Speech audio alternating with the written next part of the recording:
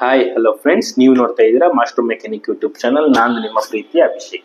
ಇವತ್ತಿನ ವಿಡಿಯೋದಲ್ಲಿ ನಾವು ಯಾವುದ್ರ ಬಗ್ಗೆ ತಿಳ್ಕೊಳ್ಳೋಕೆ ಹೊರಟಿದ್ದೀವಿ ಅಂದ್ರೆ ಫ್ರೆಂಡ್ಸ್, IAT ಸೆನ್ಸರ್.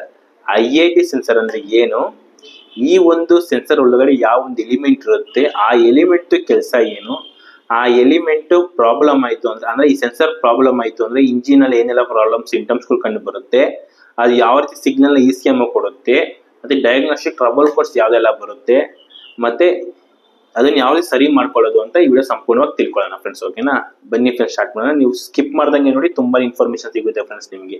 ನೀವು ನಮ್ಮ ಚಾನಲ್ ಮೊದಲೇ ಸತಿ ಭೇಟಿ ಮಾಡ್ತಾ ಇದ್ರೆ ಸಬ್ಸ್ಕ್ರೈಬ್ ಮಾಡೋದ್ರ ಮುಖಾಂತರ ನಮ್ಮನ್ನ ಬೆಂಬಲಿಸಿ ಫ್ರೆಂಡ್ಸ್. ಬನ್ನಿ ಫ್ರೆಂಡ್ಸ್ ಸ್ಟಾರ್ಟ್ ಮಾಡೋಣ. ಮೊದಲನೇದಾಗಿ IAT ಸೆನ್ಸರ್. ಈ ಒಂದು IAT ಸೆನ್ಸರ್ ನ ಇಂಟೇಕ್ ಏರ್ ಟೆಂಪರೇಚರ್ ಸೆನ್ಸರ್ ಅಂತ ಕರೀತಾರೆ ಫ್ರೆಂಡ್ಸ್. ಓಕೆನಾ, ಏನಂತ ಕರೀತಾರೆ, ಇಂಟೇಕ್ ಏರ್ ಟೆಂಪರೇಚರ್ ಸೆನ್ಸರ್ ಅಂತ ಕರೀತಾರೆ. ಈ ಒಂದು ಸೆನ್ಸರ್ ಇಂಜಿನ್ ಅಲ್ಲಿ ಎಲ್ಲಿ ಮೌಂಟ್ ಆಗಿರುತ್ತೆ ಅಂತ ನಾವು ನೋಡೋದಾದ್ರೆ, ಒಂದು ಇಂಟೇಕ್ ಮೆನಿಫೋಲ್ಡ್ ಅಲ್ಲಿ ಬೇಕಾದ್ರೂ ಮೌಂಟ್ ಆಗಿರ್ಬೋದು, ಅಥವಾ ಏರ್ ಇಂಟೇಕ್ ಡಕ್ಟ್ ಅಂದ್ರೆ ಏರ್ ಫಿಲ್ಟರ್ ಓಸ್ ಬರುತ್ತಲ್ಲ, ಆ ಓಸ್ ಅಲ್ಲಿ ಬೇಕಾದ್ರೂ ಫಿಕ್ಸ್ ಆಗಿರ್ಬೋದು, ಮೌಂಟ್ ಆಗಿರ್ಬೋದು.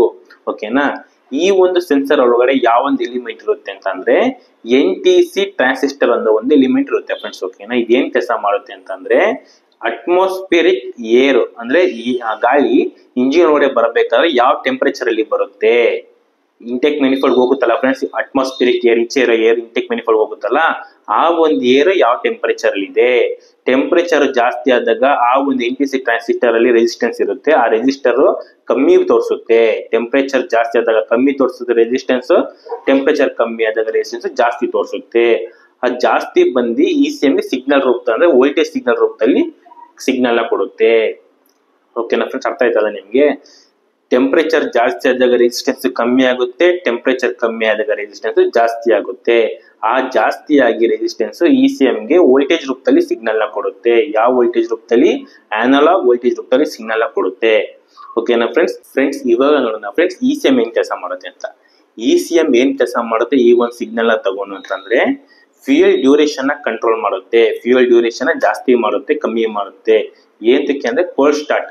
ನಮಗೆ ಕೋಲ್ಡ್ ಸ್ಟಾರ್ಟ್ ಆದಾಗ ಏನಾಗುತ್ತೆ, ನಮಗೆ ಲೇಟ್ ಆಗಿ ಸ್ಟಾರ್ಟ್ ಆಗುತ್ತೆ ವೆಹಿಕಲ್. ಬೆಳಿಗ್ಗೆ ಹೊತ್ತು ನಮ್ಗೆ ಏನಾಗುತ್ತೆ, ಇಂಜಿನ್ ಟೆಂಪರೇಚರ್ ಕಮ್ಮಿ ಇದ್ದಾಗ ಕೋಲ್ಡ್ ಆಗಿ ಸ್ಟಾರ್ಟ್ ಆಗುತ್ತೆ. ಕರೆಕ್ಟ್ ಫ್ರೆಂಡ್ಸ್, ಅದನ್ನ ಅವಾಯ್ಡ್ ಮಾಡೋದಕ್ಕೋಸ್ಕರ ಇದೇನ್ ಮಾಡುತ್ತೆ ECM, ಇಂಟೇಕ್ ಅಂದ್ರೆ ಅಟ್ಮಾಸ್ಫಿಯರಿಕ್ ಏರ್ ಟೆಂಪರೇಚರ್ ಒಳಗಡೆ ಬರ್ಬೇಕಾದ್ರೆ, ಇಂಜಿನ್ ಒಳಗಡೆ ಬರ್ಬೇಕಾದ್ರೆ ಕಮ್ಮಿ ಇತ್ತು ಅಂದ್ರೆ ಮೋರ್ ಫ್ಯೂಯಲ್ ನ ಕಳಿಸುತ್ತೆ. ಹಾಟ್ ಏರ್ ಬರ್ತಾ ಇದೆ ಅಂತಂದ್ರೆ ಒಳಗಡೆ ECM ಏನ್ ಮಾಡುತ್ತೆ, ಕಮ್ಮಿ ಫ್ಯೂಯಲ್ ನ ಕಳಿಸುತ್ತೆ. ಈ ರೀತಿ ಕಳಿಸೋದ್ರ ಮುಖಾಂತರ ಏನಾಗುತ್ತೆ, ಗಾಡಿ ಕೋಲ್ಡ್ ಸ್ಟಾರ್ಟ್ ಆಗೋದು ಅವಾಯ್ಡ್ ಆಗುತ್ತೆ ಫ್ರೆಂಡ್ಸ್. ಮತ್ತೆ ನಾಮ್ಸ್ ಅಂದ್ರೆ ಎಮಿಷನ್ ಕಂಟ್ರೋಲ್ ಆಗುತ್ತೆ, ಮತ್ತೆ ಫ್ಯೂಯಲ್ ಕನ್ಸಂಪ್ಷನ್ ಚೆನ್ನಾಗಿರುತ್ತೆ. ಓಕೆನಾ ಫ್ರೆಂಡ್ಸ್, ಈ ಕೆಲಸಗಳು ECM ಮಾಡುತ್ತೆ ಫ್ರೆಂಡ್ಸ್. ನೆಕ್ಸ್ಟ್ ನೋಡೋಣ ಫ್ರೆಂಡ್ಸ್, ಈ ಒಂದು ಸೆನ್ಸರ್ ಪ್ರಾಬ್ಲಮ್ ಬಂತು ಅಂದ್ರೆ ವೆಹಿಕಲ್ ಏನೆಲ್ಲ ಲಕ್ಷಣಗಳು ಕಂಡು ಬರುತ್ತೆ, ಪ್ರಾಬ್ಲಮ್ ಸಿಂಟಮ್ಸ್ ಕಂಡು ಬರುತ್ತೆ ನೋಡೋಣ ಫ್ರೆಂಡ್ಸ್.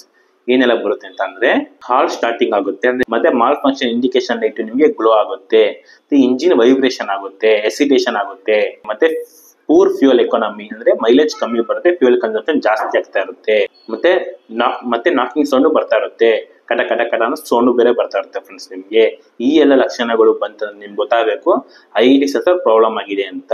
ಒಂದು ಸೆನ್ಸರ್ ಪ್ರಾಬ್ಲಮ್ ಆಗಿತ್ತು ಅಂತಂದ್ರೆ ಯಾವ್ದೆಲ್ಲ ಡಯಾಗ್ನೋಸ್ಟಿಕ್ ಟ್ರಬಲ್ ಕೋಡ್ಸ್ ಬರುತ್ತೆ ಅಂತ ನೋಡೋಣ ಫ್ರೆಂಡ್ಸ್. ಯಾವ್ದೆಲ್ಲ ಬರುತ್ತೆ ಅಂತಂದ್ರೆ P0110 ಇಂದ P0114 ವರೆಗೂ ಬರುತ್ತೆ ಫ್ರೆಂಡ್ಸ್.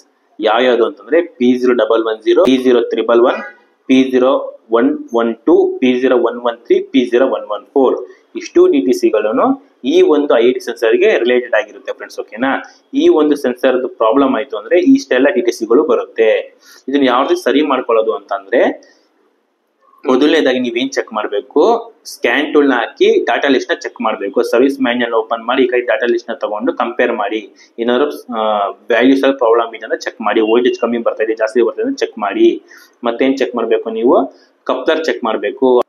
ಕಪ್ಲರ್ ಏನಾದ್ರು ಲೂಸ್ ಕನೆಕ್ಷನ್ ಆಗಿದ್ಯಾ, ಅಥವಾ ಕಪ್ಲರ್ ಡಿಸ್ಕನೆಕ್ಟ್ ಆಗಿದ್ಯಾ, ವೈರ್ ಕಟ್ ಆಗಿದ್ಯಾ ಚೆಕ್ ಮಾಡಬೇಕು. ಅದು ಚೆನ್ನಾಗಿತ್ತು ಏನ್ ಮಾಡ್ಬೇಕು, ನೀವು ವೈರ್ ನ ನೀವು ಚೆಕ್ ಮಾಡಬೇಕು. ಸಿಗ್ನಲ್ ವೈರ್ ಆಗಿರ್ಲಿ, ಗ್ರೌಂಡ್ ವೈರ್ ಆಗಿರ್ಲಿ, ಮತ್ತೆ ಪವರ್ ಸಪ್ಲೈ ವೈರ್ ಆಗಿರ್ಲಿ ಚೆಕ್ ಮಾಡಬೇಕು. ಓಕೆನಾ ಫ್ರೆಂಡ್ಸ್, ನೆಕ್ಸ್ಟ್ ಏನ್ ಮಾಡ್ಬೇಕು, ಅದು ಚೆನ್ನಾಗಿತ್ತು ಅಂದ್ರೆ ECM ಅಥವಾ IAT ಸೆನ್ಸರ್ ಪ್ರಾಬ್ಲಮ್ ಆಗಿರುತ್ತೆ, ಅದನ್ನ ಚೆಕ್ ಮಾಡಬೇಕು.